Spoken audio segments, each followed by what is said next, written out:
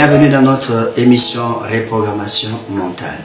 Nous allons aborder les thèmes sur le mariage. Un mariage épanoui, un mariage réussi. Nous allons vous livrer 10 secrets pour réussir votre mariage ou bien faire de votre mariage un paradis.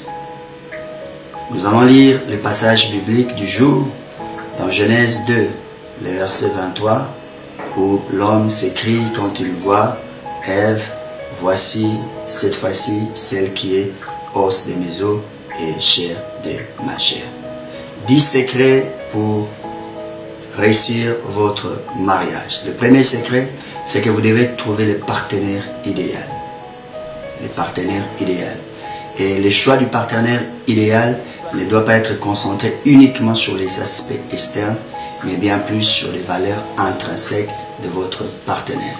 C'est pourquoi l'homme s'est écrié, voici cette fois-ci celle qui est os de mes os. Il a vu ce qui était caché avant de voir ce qui était apparent. Donc j'aimerais vous conseiller dans les choix. Si vous voulez réussir un mariage, c'est que vous devez vous concentrer sur les valeurs qui sont intrinsèques. Ces valeurs peuvent se perfectionner, alors que les valeurs externes, les qualités externes se détériorent du jour en jour parce que nous vieillissons. Deuxième secret pour réussir votre mariage, c'est que vous ne devez pas inverser le rôle. Chacun doit faire ce qu'il faut. La femme n'est pas appelée à porter l'habit de l'homme. De la même façon, l'homme ne doit pas laisser sa tunique entre les mains de sa femme. Chacun doit jouer son rôle parfaitement. Et si vous jouez chacun votre rôle, la cohésion sera tellement parfaite et la coopération va s'en suivre et nous aurons des résultats qu'il faut. Troisième secret pour réussir ces mariages que vous voulez, c'est que vous devez arrêter de vivre pour vous-même et commencer à vivre pour les autres. Moi, j'ai toujours dit, dès que vous vous êtes marié, et vous avez cessé de vivre pour vous, mais vous vivez maintenant pour votre partenaire. Qu'est-ce que votre partenaire veut? C'est ce que vous devez découvrir chaque jour. Arrêtez de regarder vos propres intérêts. Maintenant, regardez les intérêts de votre partenaire. Vous ne vivez que pour le bonheur de votre partenaire. Et si dans chaque couple, chaque partenaire vit pour le bonheur de son conjoint ou bien de sa conjointe, nous sommes sûrs que nous aurons des couples parfaits, des couples excellents, des couples qui vont faire des années, qui auront une grande longévité de bonheur. Quatrième secret pour réussir ces mariages, c'est que vous devez arrêter d'aimer votre partenaire. Je vois quelqu'un qui dit, mais qu'est-ce qui se passe? Vous devez arrêter d'aimer votre partenaire et commencer à l'aimer comme votre partenaire aime que vous puissiez l'aimer. Il y a une nuance, il y a une différence. Vous ne devez pas l'aimer comme vous voulez l'aimer, mais comme la personne veut qu'on puisse l'aimer. L'amour, c'est le plus grand des désirs, c'est la plus grande des vertus. Mais celui qui vous demande l'amour, c'est ce qu'il exige. La personne qui vous demande l'amour, c'est ce dont elle a besoin. Vous devez chercher quels sont les besoins de votre partenaire, comment votre partenaire aime qu'on puisse l'aimer. Et si vous l'aimez de cette façon, je suis sûr que les choses vont changer dans votre couple. Cinquième secret pour réussir votre mariage, c'est que vous devez manger les aliments convenables pour faire grandir votre union. Un mariage se nourrit de plusieurs éléments. Généralement, nous nous trompons et nous croyons que le mariage ne se nourrit que du sexe.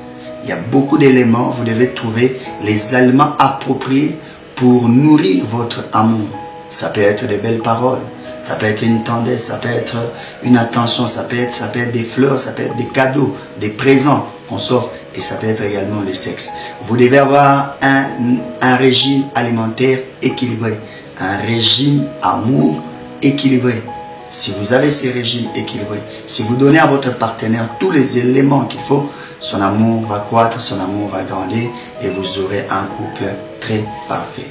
Sixième secret pour réussir cet amour que vous voulez, c'est que vous devez croire au futur de votre partenaire. Rien à faire. Si vous voulez avancer avec quelqu'un, vous voulez cheminer des années avec cette personne, vous ne devez cesser de croire à son futur.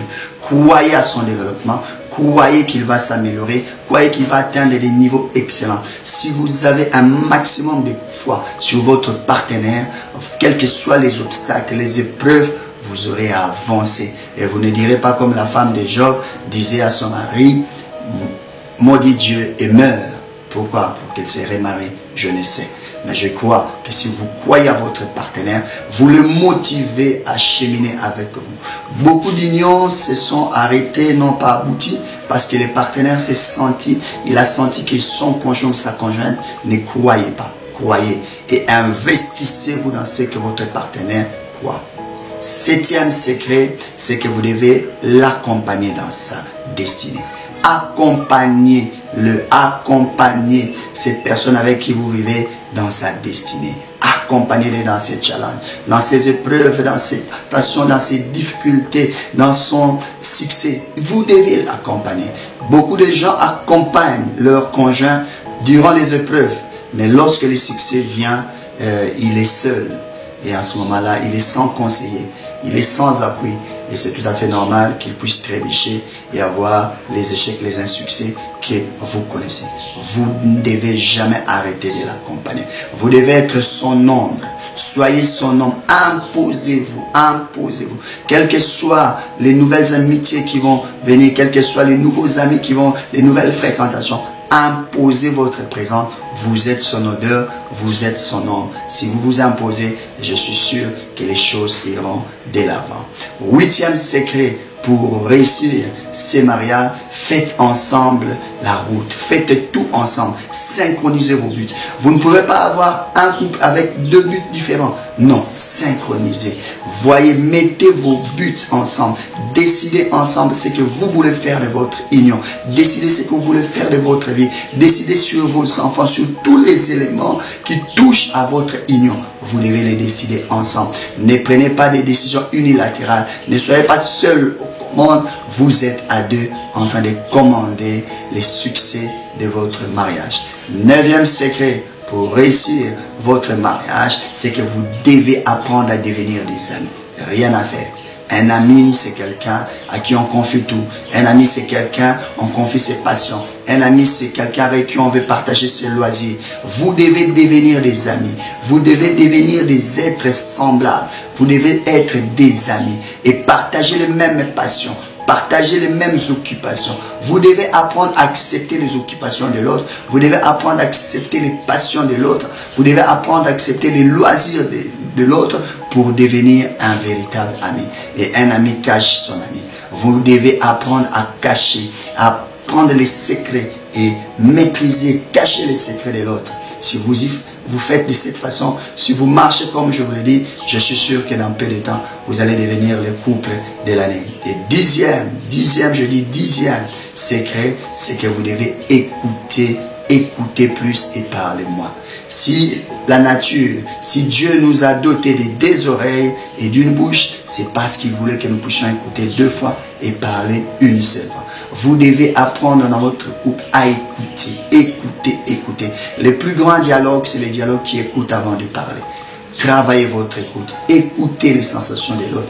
Écoutez les désirs de l'autre. Écoutez les sentiments de l'autre. Écoutez, apprenez à écouter. Si vous écoutez votre conjoint, si vous écoutez votre partenaire, je suis sûr que dans peu de temps, les choses vont changer. Encore une fois de plus, je vous dis à bientôt.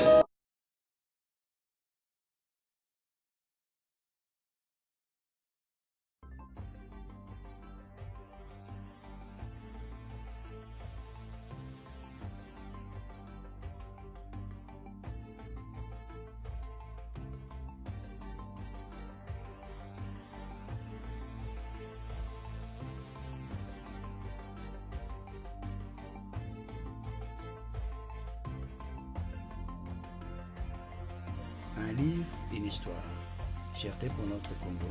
L'édition macédonienne vous propose cet auteur, Didier Mbangala, auteur de plus de 30 livres, spécialiste en leadership, management de performance, entrepreneuriat et businessman. Le coach Didier Mbangala a dévoué sa vie pour nous offrir ses ouvrages. Vous pouvez désormais les trouver sur les points de vente qui sont indiqués.